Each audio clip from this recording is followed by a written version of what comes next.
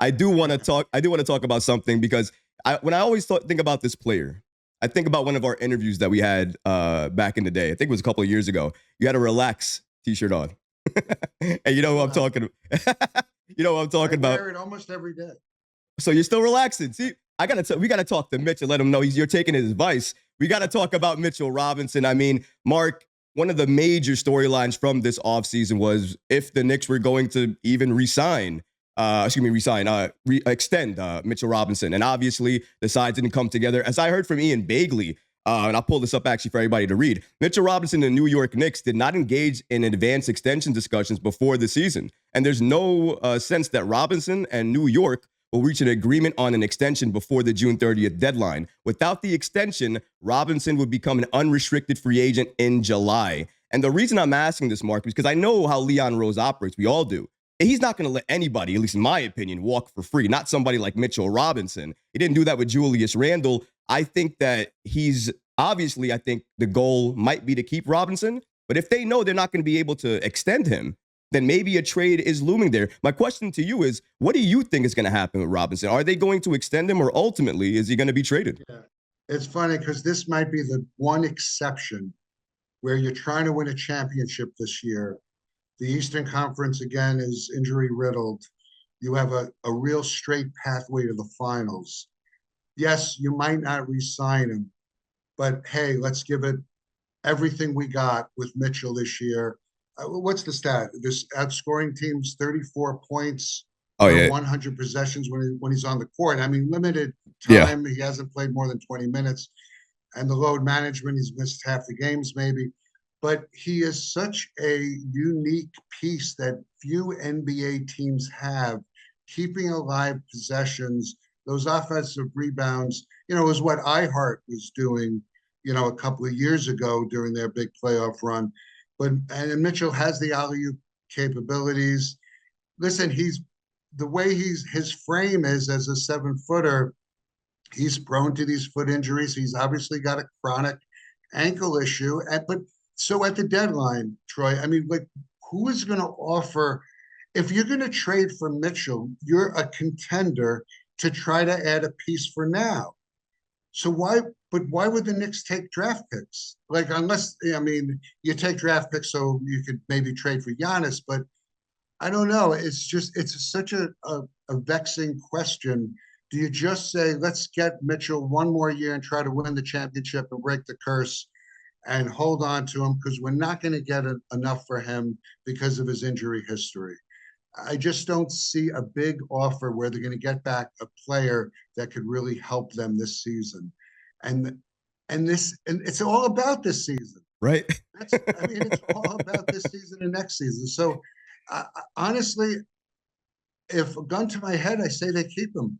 I say they keep him, and they're going to do the load management thing, and hopefully, come playoff time, he could be full bore, or not full bore 30 minutes, but 23 minutes a night, get a bunch of offensive rebounds to keep, because the Knicks are on a great 3-point shooting team. They need rebounders on the offensive glass. Yes, they do. So I just think he's this special case where, oh yeah, we may lose him for free, but we may win a championship too if we have a Mitchell Robinson healthy in the playoffs and he's playing like he can, like the Minnesota game, which was like just incredible to watch him dominate the Minnesota on the glass. That's the reason why Mitchell Robinson is so polarizing, because you love him when he's on the floor, but then when he's not there or he's dealing with an injury, you always think back to, well, this is what I have to deal with before I can get that type of impact. I do agree with you as well. I think that it's so hard to gauge his value. And that's the thing with trades. If you're going to trade somebody, you need to understand somebody's value. What is his value? His injury status goes up and down. He's on load management. What could you possibly get for Robinson that would make sense to trade him? I don't think a trade like that is going to exist at the deadline. So it's likely. Yeah, go ahead. The only thing I can think of is a 3-team trade with Giannis, with Mitchell involved. And, right. Unfortunately, Bridges would probably have to be involved, and he's playing a lot better, in my opinion, than last season. I think he was nervous last season. He obviously didn't like Thibodeau. I think he feels very comfortable with Mike Brown. I'm telling you, that catch and shoot 3-pointer for Bridges, it's because, Josh Hart is just an erratic 3-point shooter. So you need Bridges to drain that. OG is pretty consistent. And when Bridges is shooting 45% from three, I mean, that's huge. Especially from the corners. I mean, the Knicks are one of the best corner shooting threes this season, especially with him and OG Anunoby, who I know had an off night the other night, but usually he comes to play. This episode is presented by FanDuel. And shout out the channel sponsor FanDuel, America's #1 sportsbook, for giving us this updated information and these latest odds on if the Knicks will make the playoffs this season. And clearly, as you can see, with yes, they're at minus 3,500. And with no, they're at plus 920. So clearly, the odd makers, Vegas and FanDuel believe the Knicks will absolutely make the playoffs. B Smooth says, also, the talks about breaking up the team over the first few games of the season is insane. I don't hear any other team going through this much as the Knicks. I don't understand that. And I think it's because the fan base doesn't understand how to react when you're supposed to win every game, or that's the assumption anyways. Here's the thing. Even if you're supposed to win every game or you want to win every game, it doesn't mean that you will. It doesn't mean that you can. But you're going to try your best to win that game. But it doesn't mean that you destroy everything you're trying to build in the process. You have to make the right decisions. You have to do the right things. And I believe this Knicks team is going to take some time. You can't crash out over 11 games. First of all, we need 25 games before we can really even make an honest assessment about the team. So we should wait. Go to Rob's question. Do you think that the Knicks are taking too many threes? They are taking too many threes, but that's the modern NBA. And I don't mind the threes that they take as long as they're wide open threes. If it's threes created by ball movement and they're wide open, take them. I don't mind it.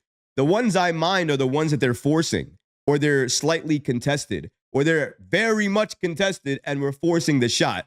I don't like that. The thing I don't like about the Knicks, though, is not the way they shoot the three. It's the way they defend the three, because they don't. They're the second worst team in the league at defending the three. How do you win a championship like that? You can't. You're going to be OKC not defending the three, the Nuggets not defending the three. You can't beat them if you don't defend the three. Let's see here. D. Ross says start Kolek. I mean, that's what I would do. That's what I've been saying. But whatever. Do you? Amin says trade for a backup point guard and power forward. They can't do it now. You'd be talking about the trade deadline, and even at that point, who are they going to trade? We just went through it with Marc Berman. He doesn't see the Knicks trading Mitchell Robinson because what's his value? What are you going to get back for Mitchell Robinson? There's no idea of what his value could possibly be. None. Zero. What do you get from him? A first-round pick, 2 first-round picks, 2 seconds? No idea. How many players do you get? What type of players do you get? No idea. That's why he's not going to be traded. This might be the only player New York cannot trade, has to retain, and then see what happens during free agency, because you can't trade him. Who wants him? And even if somebody wants him, you're not going to get fair value back, and you kind of need him for the championship run. So I think Mitchell Robinson has the Knicks in a hard place here because they can't move. Watching the interview between myself and Marc Berman, the great Marc Berman, the legend, whether you love him or you hate him, one thing you have to admit, he is an NBA insider. He has the facts. He has the insight. And a lot of times when I do this, I do it so I can provide my insight while you hear the insight from the NBA insiders as well. But like I said before, this is not going to be the only show that we do. Next week, Friday at 11 a.m., we are doing another special live stream, and I'm going to have another special guest.